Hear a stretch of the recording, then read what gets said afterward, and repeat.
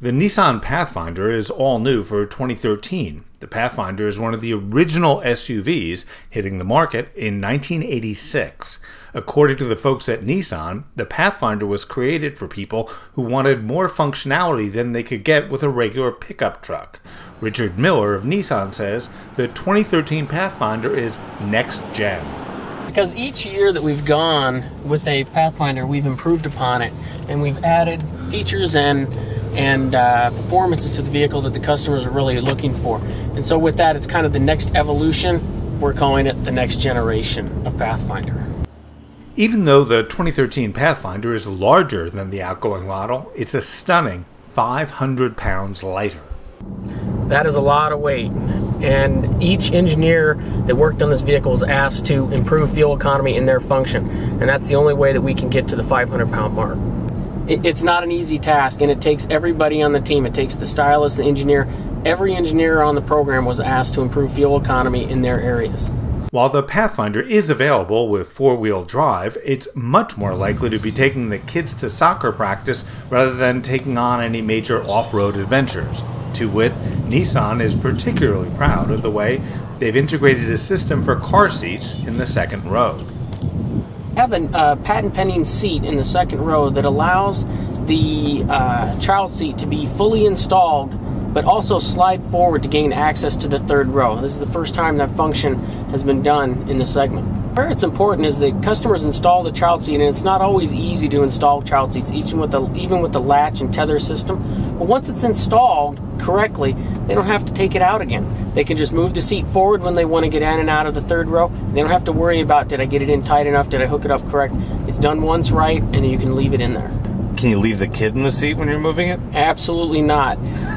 Absolutely not. The kids, no matter how bad they are, the kids still need to come out of the seat when you move it forward. The second row on the Platinum trim level Pathfinder we tested has two separate video screens, so one of your offspring can play Grand Theft Auto while you're driving, and the other can watch Downton Abbey and follow the romance of the chauffeur and the lady.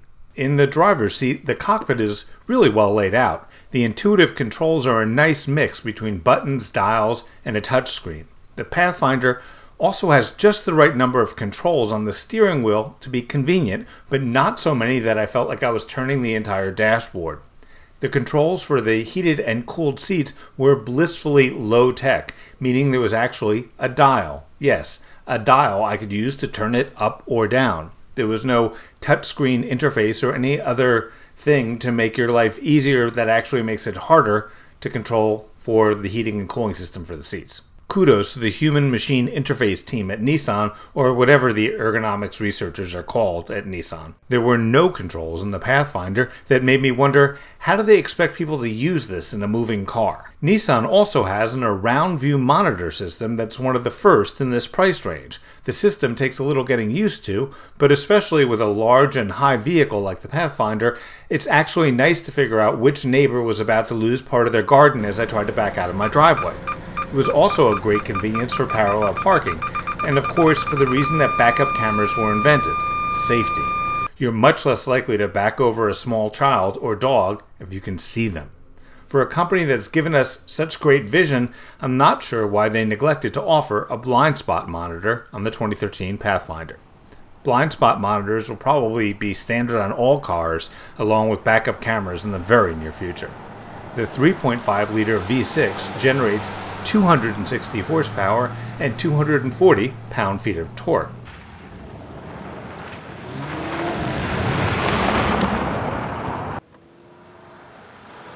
The 6-cylinder power plant is mated to a continuously variable transmission, or CVT. I didn't really notice the lack of shift points until I thought back on it when I started to write this story.